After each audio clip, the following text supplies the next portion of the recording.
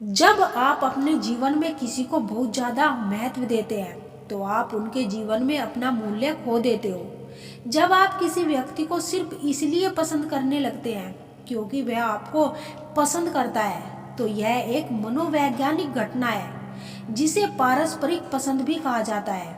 जो चीज़ें आपको दुख पहुंचाती है असल में आपको सिखाती है। रिश्तों को बनाए रखने के लिए आपको अनजान बने रहना पड़ता है। यदि आप चाहते हैं कि कोई सच बोले तो उसे सवाल पूछने से पहले उसे हंसाए।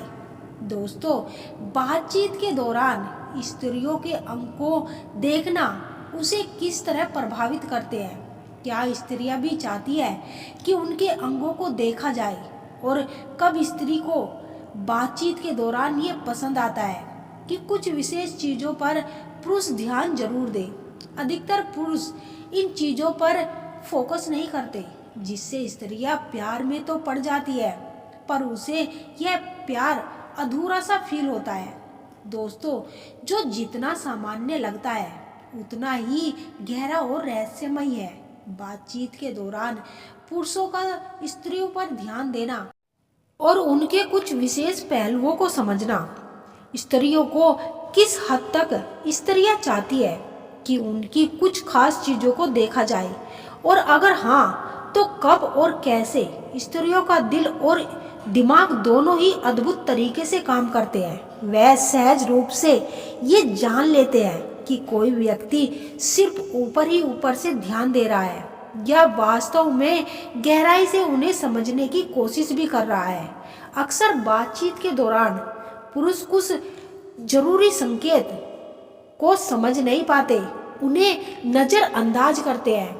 उन्हीं संकेतों को समझने और उन पर ध्यान देने से रिश्तों में जादू पैदा हो सकता है। स्त्रियों के ये तीन अंग जो ध्यान आकर्षित करते हैं और स्त्रियां भी चाहती है कि पुरुष उनमें पूरी तरह से डूब जाए। दोस्तों, क्या आप जानते हैं कि बातचीत के दौरान अगर कोई औरत आपको देखकर मुस्कुराती रहती है लेकिन बोलती कुछ भी नहीं तो यह क्या संकेत हो सकता है?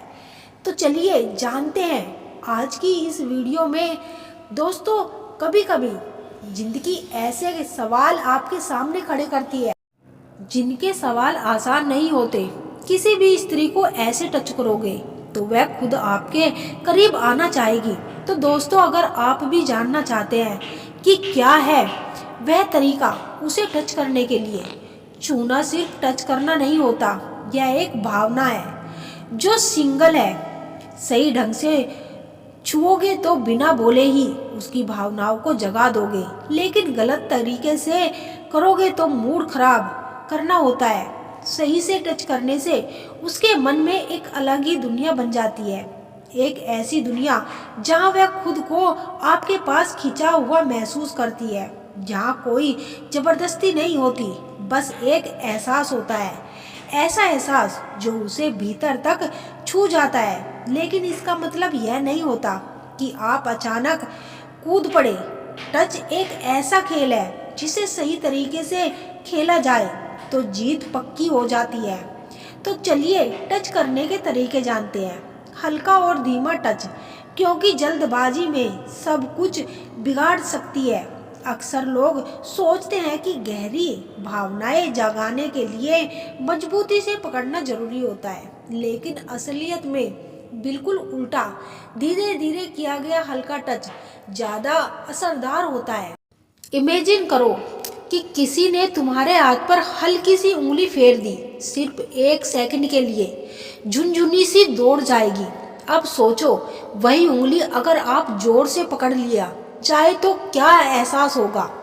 उत्तेजना या बेचैनी, बस यही फर्क है। जब आप किसी स्त्री को छूते हैं तो उसे महसूस कराने का मौका दो, उसे एहसास होने दो कि तुम जल्दी में नहीं हो। धीरे से उंगली उसकी हथेली पर फेरो, उसकी कलाइयों को हल्के से टच करो, उसकी पीठ पर अपनी उंगलियों से रेखा पर तुम्हारे मुंह से बार बार सुनना चाहती हूँ। अगर लड़की यह कह रही है कि तुम बदल गए हो तो दरअसल में लड़की के इन शब्दों के पीछे लड़की का रिश्ते के कमजोर होने का डर होता है।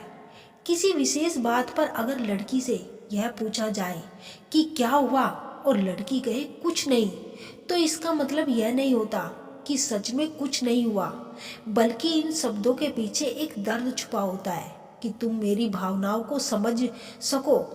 और लड़की के शब्द है कि आज मेरा मूड खराब है, तो दरअसल यह केवल मूड ही का मामला नहीं होता, बल्कि इसके पीछे यह उम्मीद होती है कि तुम मुझे बहलाओ, प्यार से समझाओ और मेरा मूड अच्छा कर दो। किसी बात पर लड़की अगर ये कहे कि मुझे कोई फर्क नहीं पड़ता, तो इसका मतलब मनोवैज्ञानिक अर्थ यह होता है कि असल में फर्क बहुत ज़्यादा पड़ता है। फर्क बात से पड़ता है कि तुम मेरी चिंता कर रहे हो या फिर मेरी फीलिंग्स को समझने की कोशिश कर रहे हो। अगर लड़की कोई काम कर रही हो और आप उस काम में लड़की की मदद करना चाहते हो और लड़की ये कहती है कि मैं खुद कर लूँगी, तो मनोवैज्ञानिक दृष्टि से लड़की ये कह रही है कि कर तो मैं अकेली ही लूँगी, पर मैं यह चाहती हूँ कि तुम मेरी मदद करो। अगर नाराज लड़की आपके पूछने पर यह कहे कि मैं ठीक हूँ, कि ठीक तो मैं हूँ पर तुम मुझे मनाओ किस बात पर, यदि लड़की यह कहती है कि तुम्हें जो अच्छा लगे वही करो, तो इसका असली मतलब यह है अगर तुम मुझे सच में प्यार करते हो तो तुम्हें पता होना चाहिए कि मुझे क्या अच्छा लगेगा। और लड़की आपसे यह पूछे कि मैं तुम्हें परेशान करती हूँ ना, दरअसल सवाल नहीं है बल्कि चाहत है, यह सुनने की चाहत है, नहीं तुम मुझे बहुत प्यारी लगती हो।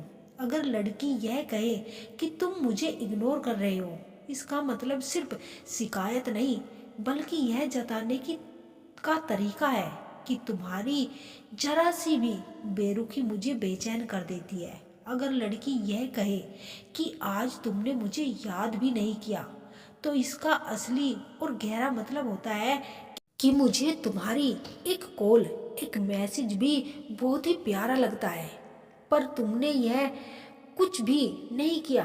काश तुम मेरे दिल की इस तड़प को समझ पाते।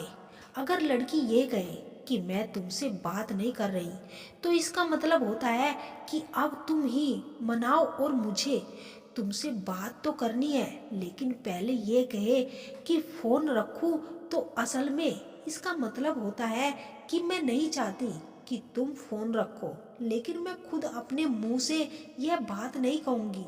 अगर लड़की कभी आपसे यह पूछे कि क्या तुम्हें कभी मेरी याद आती है, तो इस सवाल के पीछे लड़की की यह चाहत होती है कि तुम बोलो हर पल तुम याद आती हो।